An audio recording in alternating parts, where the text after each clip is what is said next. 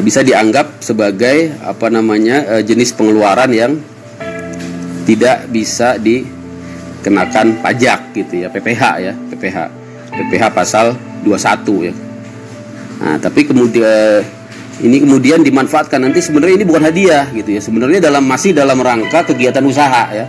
Nah, tapi nanti dicatat sebagai hadiah gitu ya. Sehingga pemberi hadiah ini misalnya perusahaan ya memberikan hadiah kepada kepada rekanannya ya, kepada rekanannya. Sebenarnya ini bukan hadiah.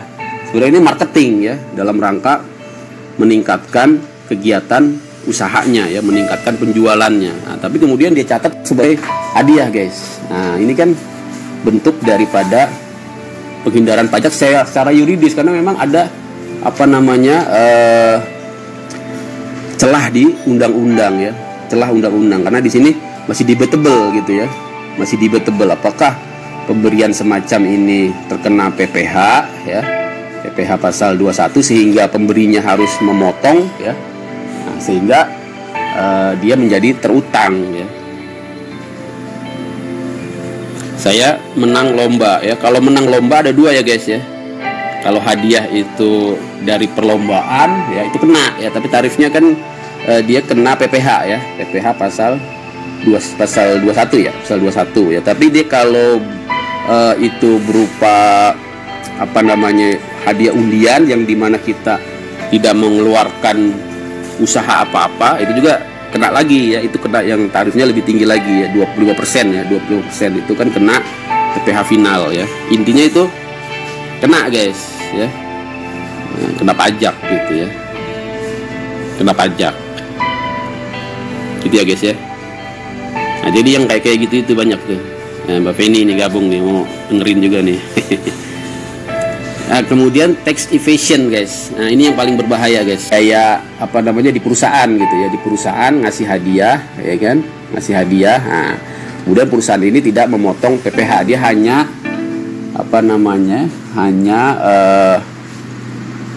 menjadikan hadiah ini sebagai biaya aja, sebagai biaya gitu ya. Nah, tapi kalau untuk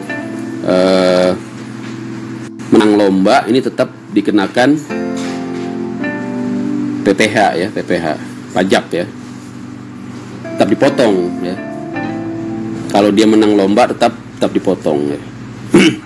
Nah, kemudian pengelakan ini guys ya, jangan sampai kita masuk ke sini ya, tax evasion ini, karena tax evasion ini sudah masuk ke dalam pelanggaran undang-undang ya. Dimana di sini contohnya adalah menyembunyikan sebagian dari penghasilannya. Nah ini ya, atau misalnya membuat pembukuan ganda ya. Contohnya ini wajib pajak ya, di setiap negara terdiri dari wajib pajak besar berasal dari perusahaan multinasional ya, dan wajib pajak kecil ya. Kemudian tadi ya, melakukan penyembunyian sebagian dari penghasilannya. Nah ini contohnya. Jadi yang penting ini guys ya, kecenderungan wajib pajak melakukan penghindaran atau pengelakan pajak ya, dengan asumsi negara yang sistem penegakan hukumnya bagus dan orang-orangnya tidak mudah disuap. Jadi ini memang kecenderungan ini kecil ya, ketika nanti negara itu bisa melakukan penegakan hukum ya, dan orang-orang yang melakukan penegakan hukum ini tidak mudah disuap ya. Saya kira itu ya guys ya.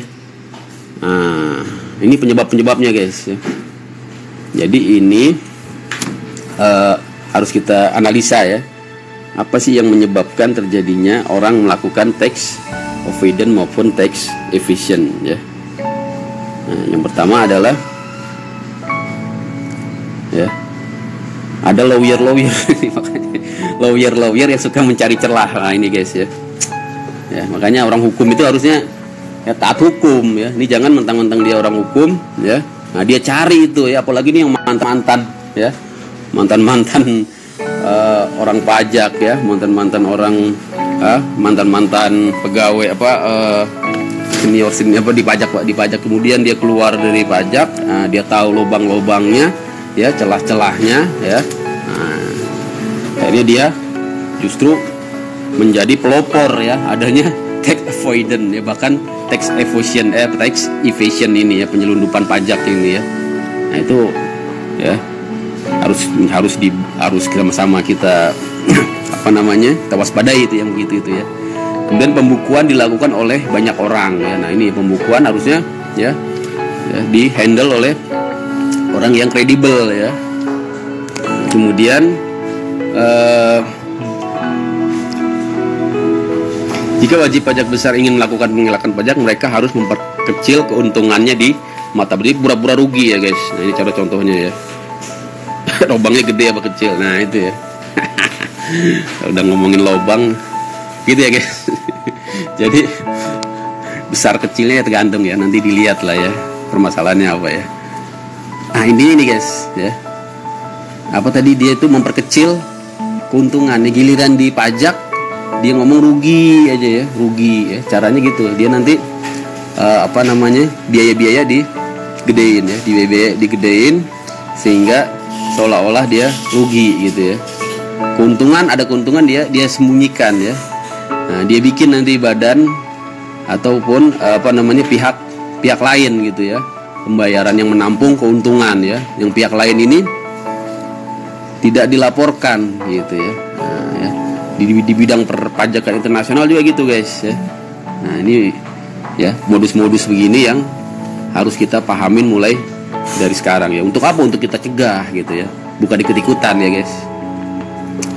Kemudian wajib pajak kecil cenderung melakukan pengelakan pajak. Nah ini untuk yang wajib pajak kecil ya, untuk yang sektor-sektor kecil ya. Nah, yang kecil-kecil ini bagaimana kecenderungannya? Dia tidak mampu mencari celah undang-undang ya. Yang kecil-kecil malah susah ini ya.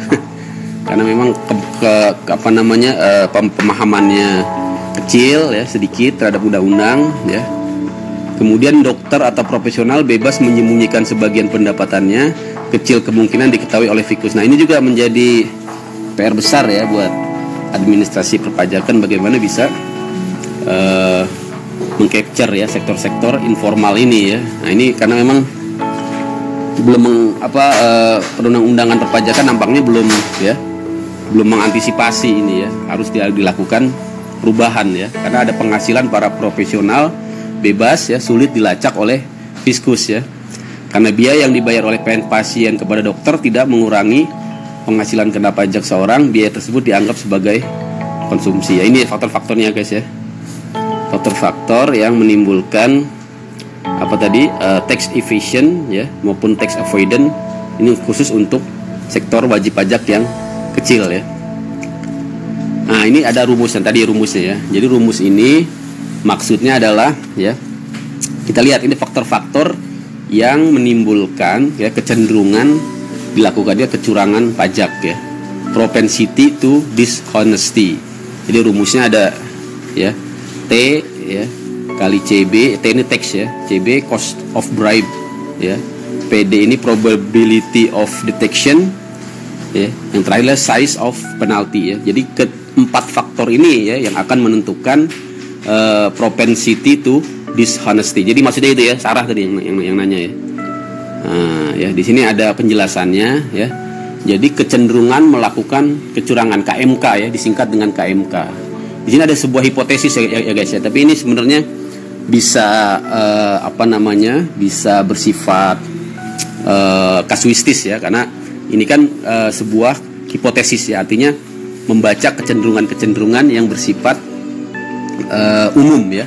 Tapi di dalam kasus-kasus tertentu atau negara-negara tertentu atau wilayah-wilayah tertentu boleh jadi ini tidak terbukti ya. Misalnya ini ya, kecenderungan melakukan kecurangan ya, KMK ditentukan oleh tingginya pajak yang harus dibayar ya. Tapi ini kan nanti korelasinya dengan faktor-faktor yang lain ya, tidak selalu sebenarnya ya. Tidak selalu tingginya ya tarif pajak itu akan memancing orang untuk melakukan kecurangan, karena tadi ya harus dilihat juga bahwa di negara-negara yang makmur ya, seperti kasih contoh Australia, lagi-lagi Australia, di situ memang tarifnya tinggi gitu ya, tapi kemudian masyarakatnya taat kepada pajak karena dia melihat ya negara mampu memuaskan